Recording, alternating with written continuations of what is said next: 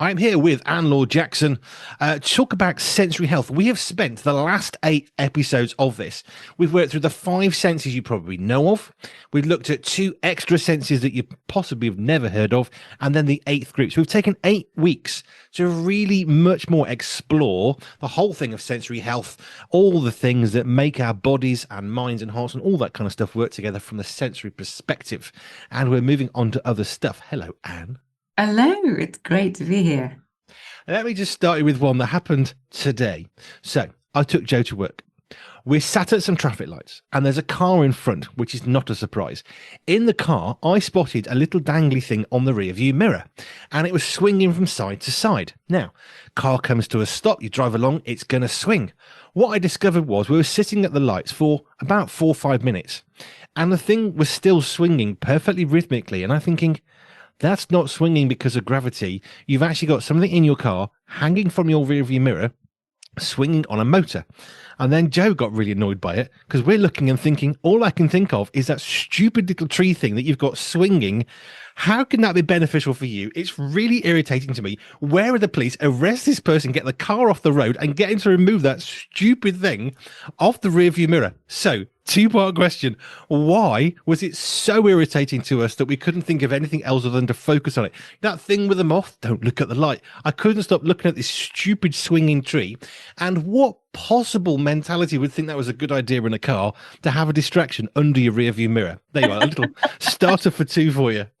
Starter for sure. And again, goodness me, shows how different we all are. Visual distraction.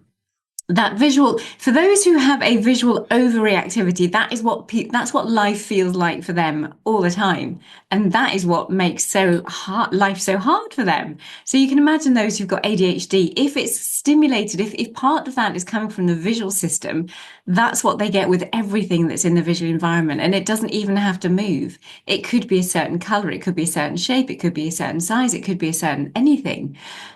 So yes, that is particularly hard, but movement obviously stimulates our eyes. That's why all the videos that come up on our feeds, that's why they're saying, it's the video that's the most attractive, because anything that moves, our eyes follow. We're innately designed to follow things that actually do move. And we find pleasure in trees that move. We find pleasure in water that moves. So we are designed, we are inbuilt to be attracted to things that have movement.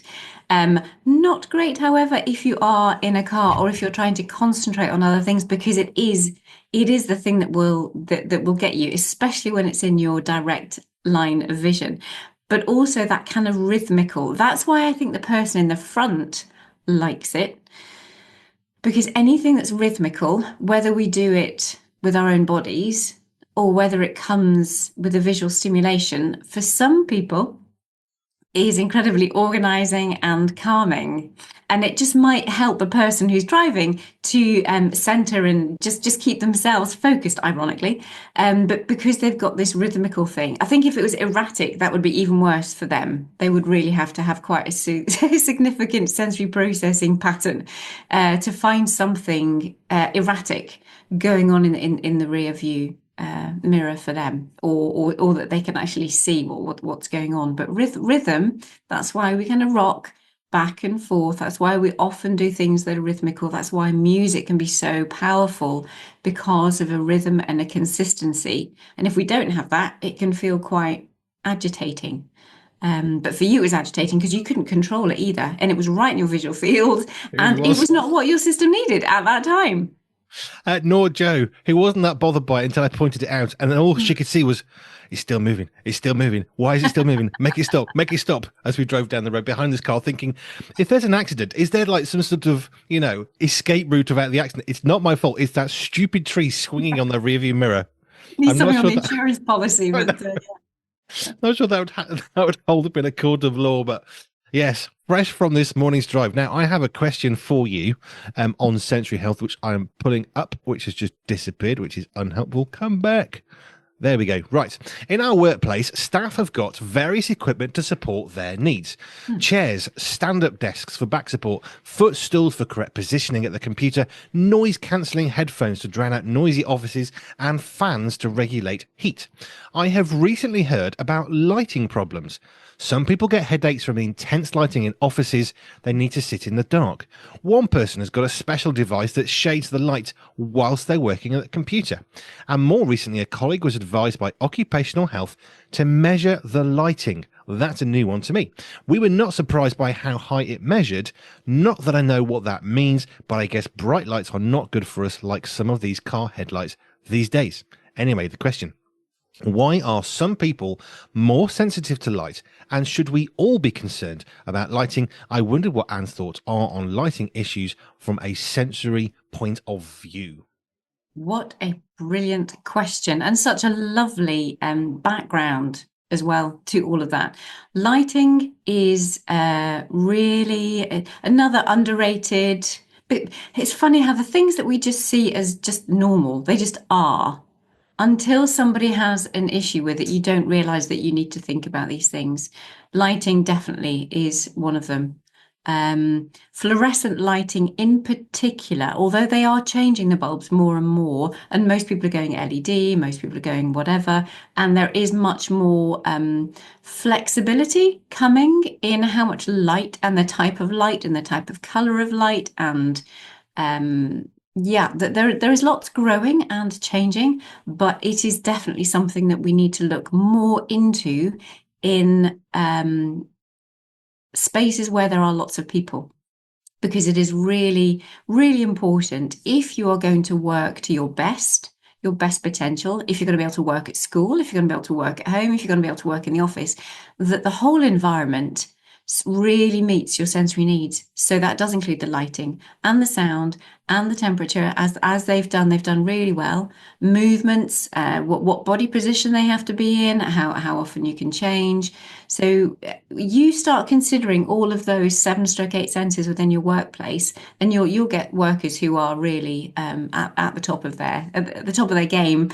At least from a sensory perspective. There might be lots of other emotional things happening and physical things happening, but from a sensory perspective, well done for that organisation for doing that, for doing that much. But yes, absolutely pay attention to all the different types of lighting that is out there, and ask people what they need. Some people will need this like more of a cover. Some people will want sides to their desk that actually go up, not just like down. So you don't hide just your legs, you're actually hiding your visual. So you are not distracted. You are literally within this enclosed office, but you might be open plan. But that's where your ear defenders come in. So just to stop the noise distractions, but you might need those visual distractions as well. With different colours on your screen, different overlays on anything that you might need to read. You might choose to have different coloured glasses so that they will filter out different light spectrum, and you may need it more covered. You may want task lighting. Some people will want brighter lighting than is actually ordinarily available. So I guess part of it is we've said this before, we don't know what we don't know, and our tolerance, if our senses are generally in a really good healthy working order, we're not necessarily going to be able to notice the impact on us from inappropriate lighting, if we use that phrasing, because we'll probably be okay with it.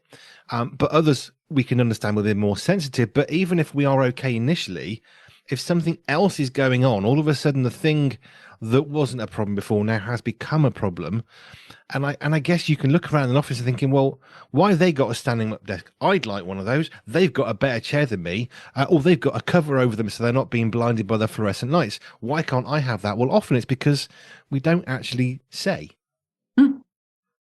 And I think the same way that I would go and introduce things into the classroom, it's exactly the same as I would in the workplace, because so many people have had to cope, especially in the last 20, 30 years in the school system, or anyway, previous to today's age, that the schools weren't very aware of sensory processing issues.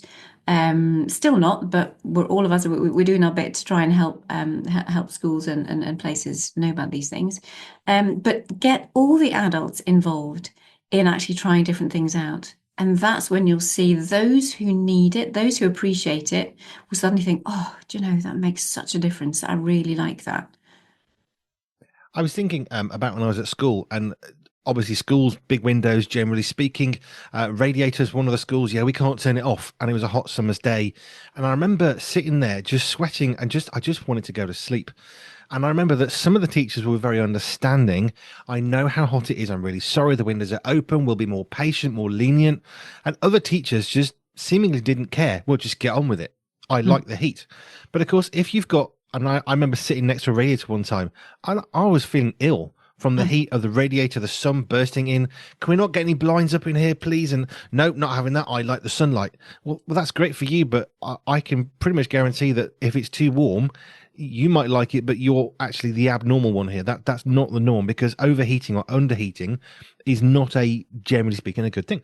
But it is good that we've got slightly better at considering needs. But all these strange devices that appear in offices, like a stand-up desk, which is now considered quite normal by many, like, I mean, I remember when computers monitors, in the 90s or whatever, you'd have special screens that would just go across the top because they were not very good for the eyes. So to reduce eye strain, you put a cover on the front.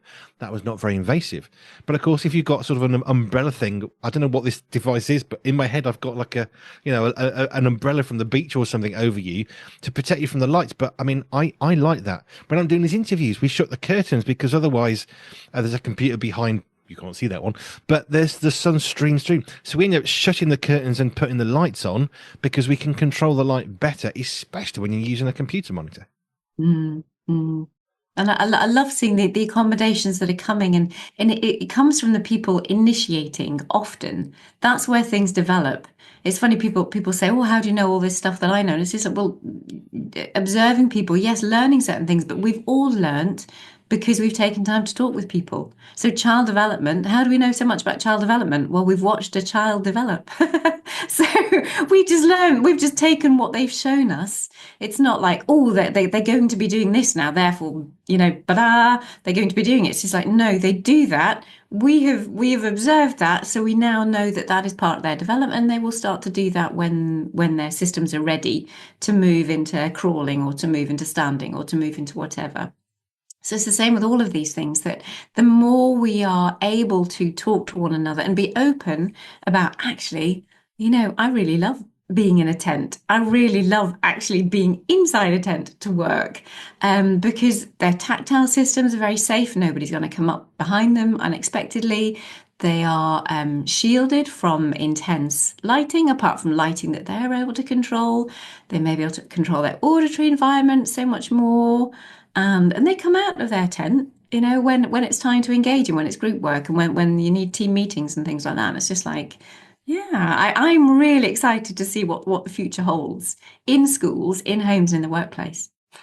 It is good to consider those who are not like us. And that's sort of a pretty basic requirement of life, that there are people who are going to have a kind of the norm somewhere in the middle, possibly. But actually, there are people who are not in the norm, and they're not abnormal either. They're just not in the norm that we've created. Does that make sense?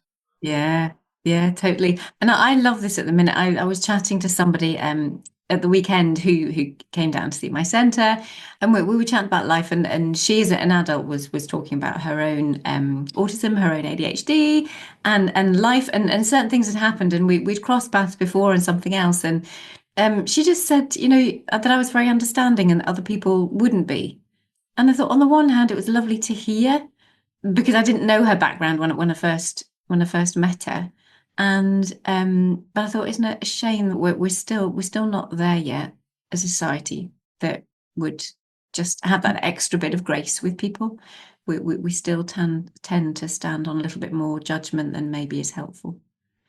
Here's another one for you. I read a blog post from my friend in the US. He's a school principal, and he was writing about a child. So one of his jobs as a school principal in the US is, if there's any bad behavior, he's probably the person that's going to have to pick up and deal with a child who's kicking, screaming, or what have you. And he had exactly that. A child was brought to him. They were clearly very distraught. And the first thing he did was get some Play-Doh. Have you ever played with pink Play-Doh? And he has a little pot. No, I haven't. And it's this little child. And they started playing with the pink Play-Doh. And he made a really interesting point based on something that I want to say that you mentioned off air before we started. He said, I know it seems like I'm rewarding bad behavior by letting them play with Play-Doh. But he said there's no point in trying to deal with a child who's emotionally distraught and dysregulated by trying to deal with the emotional issue. So before we get to dealing with any issues that may or may not be there and helping them to get back into school or whatever, the first thing to do is to help regulate them. And he did that by getting back on his computer, answering some emails. And this little child was playing with some pink Play-Doh, which they'd never seen before. And after a little while, they started to talk. And he said, the thing is, people will assume that's rewarding bad behavior. It's not rewarding bad behavior. It's helping someone to regulate in order to have a sensible conversation between an adult and, in this case, I don't know, a 6 or 8-year-old child. So let's look a little bit at regulation, because that's something you mentioned before we started on air. But just broadly help us. What is regulation? And can you expound further why that principal, that friend of mine, was not rewarding bad behavior by taking a naughty child and giving them something to play with? Mm. Regulation in my world is possibly another word for internal stress. It's a neurophysiological word for being in a calm, alert, organized, happy, content space. So you're not overly stressed, basically. But it's from a neurophysiological perspective. It's not a mental thing. Mental things can cause you to be, unregulated, but that's because your behaviors will show it in a slightly different way.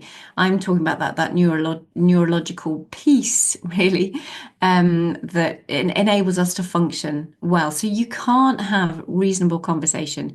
You can't be as coordinated as you want to be until you're able to have an element of control of that regulation, so that you are then able to have conversations, you're able to reason well, you're able to be coordinated. It just enables you to function well, and you get dysregulated by sight, sound, smells, movements, bad experiences, all kinds of things that will tip you either to becoming over alert to the sensory environment, over alert to emotions, over alert to all kinds of things, or you just kind of like shut down and close off, and you're not really perceiving, you're not able to process things very well, you're not communicating well with people. It's just you become more withdrawn and all of that stuff. So there's always an overlap between sensory processing and emotions and physical, because we're human, and that all kind of blends in together.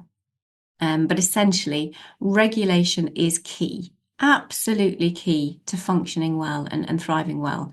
So that's why your head teacher, it was so important that he dealt with regulation first before we can get into training or punishment or consequences or whatever future people might choose to address a behavior that's unwanted.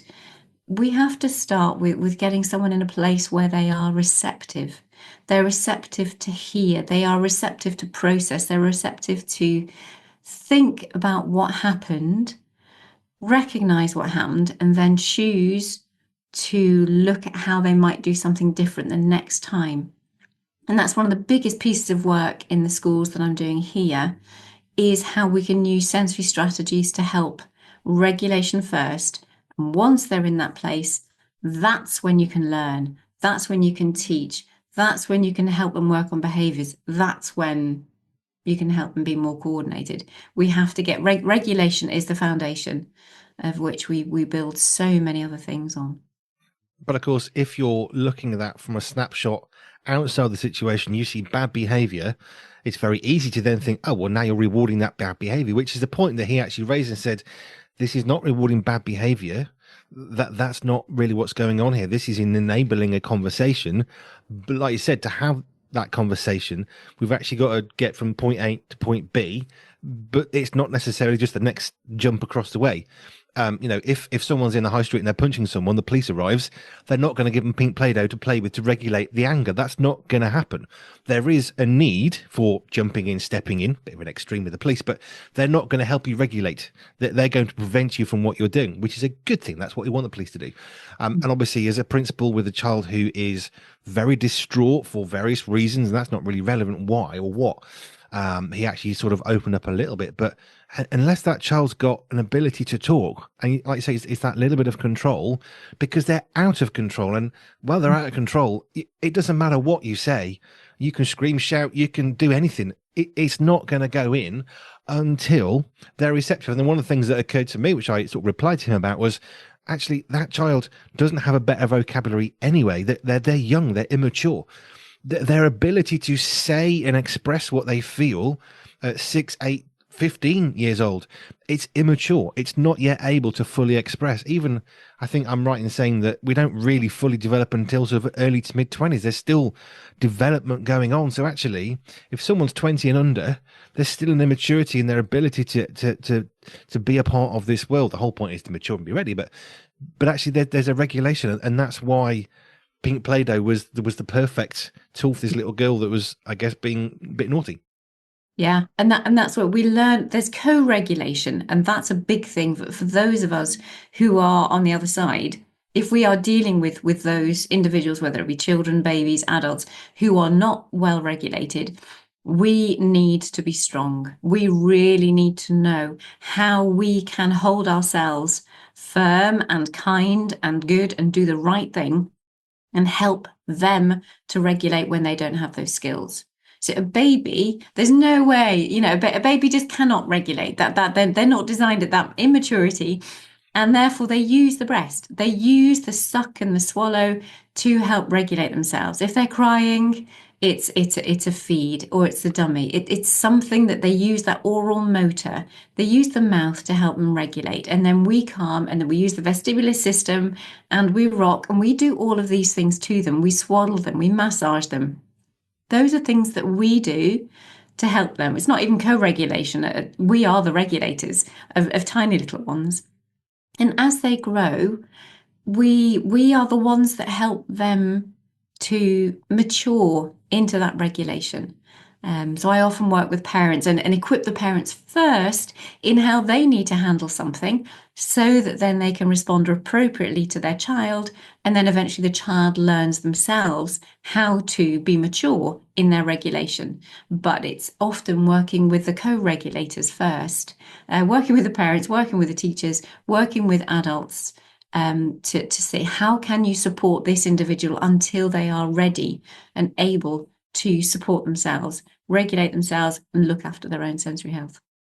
I don't want to go into how to raise children in terms of discipline. That's a whole other thing. But one of the things that does strike me, especially as my kids are a lot older now, but I remember at times seeing people who are sort of jumping to reasoning with a small child who's kicking off in the middle of a supermarket, and all I can think is, what on earth makes you think that's got any value whatsoever to that child? They're not hearing anything you're saying. You trying to reason with them is a complete waste of time. Now, not ever, but at this moment when they are absolutely distraught and they're ripping things off the supermarket shelves and kicking and screaming on the floor, reasoning with a child in that place is not going to help them, because they're not in a place. It's like saying to somebody, calm down, when they're angry. Well, how many times does that work for anybody ever to say to somebody in a bad mood, calm down? It's not. It's going to wind them up, because in exactly the same context, but older, well, they're unregulated at that point because they're in a bad place for good reason, bad reason. It doesn't really matter. But actually, if we're a compassionate society, seeing somebody who is in that place, reasoning with them, it's not the first step. Yes, protect people around. If we're talking about violence, that's fine. However, there might even be a cause to prevent that person from harming themselves physically as well. It might have to physically restrain them. That might seem a little bit harsh. Not necessarily if it's going to damage them, but it's not the time to reason them. And as a parent, I just think, stop trying to reason with your child. They're 8, they're 12, they're not mature. Don't reason them till they are actually able to reason, which requires to have a mutually compatible conversation, the ability to speak the same language, which means a better vocabulary. Because at 15, 12, 8, 6, 2 months, 2 weeks, we don't have the same vocabulary. So therefore, it's not reasoning, because that requires two equals. And a Mhm. parent and child are never going to be equals because our vocabulary is not the same. That's one of the biggest things actually with in one of the modules of the sensory super system. It's how do we find the language to be able to communicate at the level that they're at, whether we talk, we sometimes use colors, we sometimes talk about horses, we talk about cars, like just lift different levels of alertness with all of those things. And so it's really important that we can catch children before, say if they are in the supermarket, you can often tell that they're kind of bubbling under the surface and you need to act then. You can't wait until we get the final, pulling things off the shelves and this, that, and the other. As soon as you spot something happening, you need to act. Most of the time it will be get out of there because you actually can't control the environment. Or just act. And that there's loads of strategies you can try and pull in place, but just bring that system down because they are starting to bubble. And when they start to bubble, they could just then easily explode. Some people explode really, really quickly, in which case we need to deal with that, differently and prepare them. If you're going to take them to a supermarket, prepare them in a different way so that they are much, much calmer before they even go into that circumstance and that situation. But I do think some people talk about try and do the reasoning because they think it's the right thing to do in front of other people because it's such a public thing. And I often want to just strengthen the parents to then say, look, it's okay just to go, Mm. pick them up and go if you have to, and say you'll come back for the shopping or you'll come back for whatever else. Just go for it. Do what you know to be right. Whereas they often think, oh well, actually people are looking at me. Maybe I need to try and reason with them. And they know in themselves, they've done it thousands of times, that reasoning makes absolutely no difference whatsoever. But they kind of feel there's a pressure Yeah. that they are then seen to be the good parent because they start talking to them. But it's actually no. you know that this isn't going to work. Just Um, go. it's easy to kind of, I suppose, talk about regulation. Is it dysregulation? What's the I call it dysregulation. Yeah. Okay, so it's easy to sort of use the child in the supermarket. That's a good example. But let's go back to the office, which is where we started with our first question today. You've got a member of staff who is stressed and they're anxious. The piece of work they've just spent a whole day on the hit save, and the computer system decided to upgrade this computer. They are not going to be a good state. If you then came to them and said, "Oh, calm down, you can always do it again tomorrow," that is reasoning with a stropping child in a supermarket. It is not going to help. They probably need to go and have a cup of coffee. Let's go for a walk. Let's just step away. Because actually, children and adults are exactly the same in this context. It doesn't matter what our age is. If we are not able to cope with the amount of strain on us in that moment, which could be because I want the chocolate bar and you didn't get it to me, or it could be I've hit save and the computer didn't save it, it's no different. The outcome of that, it's going to be somebody who's angry. Now, you would expect an adult to have learned to behave, but of course, then the flip side of learning to behave is you then start inwardly digesting that strain rather than processing it out. Yes, yes. And that's when we lead into the mental health issues and the other issues that come out. It will come out somewhere. Your body will either get sick or you'll take it out on someone else. Which is why regulation is so important Hmm. in adults and even in offices. And if you've got people who are under strain, a good manager will not push you to go harder. A good manager, let's just have a walk. Let's just take a moment. This can wait. This is not that important. You are. Let's go for a wander. And I think it is so important, whether it's putting a cover over us so that the fluorescent lighting isn't giving us migraines and headaches. That could be one thing of helping someone to regulate through their visual processing. Well, it's no different with emotional processing. I know it's not quite necessarily a sensory health, but it impacts everything, and everything impacts it. Yeah. And actually, if you've got a member of staff on your team that's really struggling because their car got broken into, they ran over the dog, and then they were late for the bus, they're not going to arrive in a good place. And I've had some really good managers who say, "Andy, you missed the bus. You were late. Don't worry about it. It happens. It's not the norm. So we know it's abnormal. Therefore, it's not the norm. Go and have a cup of tea, go and have a walk, go and calm yourself down and be ready to come back." Bad managers, well, where have you been? About time, get on with the job. Well, they're going to get the worst possible outcome because your output is going to be nothing, probably. Hmm. Hmm. I enjoy how sensory health navigates into all sorts of things. We can understand children and dysregulation, but adults, we're no different. We just internalize. I'm Mm, going to say better carefully, not better good, better bad. We mm. internalize much better than we should be able to, and it's not healthy. And it internalizes, and yeah, like you say, it makes it ill. And thank you. If you've got questions for Anne Laure Jackson, you can put them to her. Best way is hello at pure247radio.org. Hello at pure247radio.org. And we'll ask your questions to Anne. And if you want to connect with her directly, if you've heard about the sensory blueprint that she does, the thumbprint, I think, oh, that's good. You can connect with her through our website as well, pure247radio.org, pure247radio.org/ALJ. And you can connect with Anne and you can get some help from an expert, because I definitely am not. I have a little knowledge, which can be very dangerous, which is why I refer back to you fairly frequently. Right. Anne Laure Jackson, thank you so much for your time. It's great to be here. See you next time.